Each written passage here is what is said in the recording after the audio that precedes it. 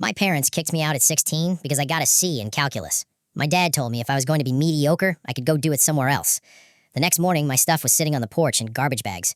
I spent months in a youth shelter, worked at a grocery store, got my GED, and eventually fought my way through college alone. I'm 20 now, working at a nonprofit helping at-risk teens, and I haven't spoken to my parents in years. Then last Tuesday, my mom called out of nowhere. She sounded exhausted. My dad had lost his job, money was gone, and they were struggling with their 6-year-old daughter, Iris. Yeah, they had another kid after replacing me, apparently didn't fix their lives. My mom said Iris had behavioral problems and asked if I could take her for a while because I worked with kids. I asked why she thought I'd help after they threw me out. She got quiet, then said something that honestly made me sick.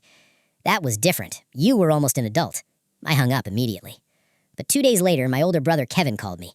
He said he'd visited their house and something felt wrong. The place was filthy, my parents were screaming at each other constantly, and Iris barely spoke. Then he told me they'd been leaving her home alone while going to interviews. She was 6 years old. That's when I realized this wasn't about my parents anymore. It was about a little kid who didn't deserve what happened to me. So I drove there the next day. The house smelled awful. Dirty dishes everywhere, laundry piled up, curtains closed in the middle of the afternoon. My dad barely acknowledged me. Then Iris walked out, holding this old stuffed frog with one missing eye. Tiny little thing, oversized pajamas, tangled hair. She looked scared of making noise. We sat outside together, and I asked about the frog. She whispered his name was Pepper. Then she asked if I was the bad daughter. I froze. I asked what she meant. She said our parents told her they used to have another kid who messed up so badly she had to leave. I told her, quietly, no, I just wasn't what they wanted.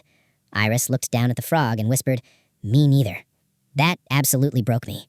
I asked if she wanted to stay with me for a little while. She asked if Pepper could come too. Inside, my mom looked relieved when I offered. My dad just nodded like I was taking a burden off his hands. Neither asked where I lived, how I'd support her, or when they'd see her again. They just wanted her gone. That night, I called my supervisor and explained everything. She told me I legally had to report the situation. CPS opened a case the next morning. 3 days later, we were in court. My parents tried claiming I manipulated Iris against them, but the CPS worker showed photos of the house and read statements where Iris admitted she was often hungry and scared. Then the judge asked my parents one question. If your home was safe, why were you so willing to hand your daughter away? My dad couldn't answer. The judge granted me temporary custody that same day.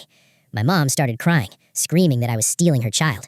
But honestly, they lost the right to call her theirs the moment they decided she was disposable too.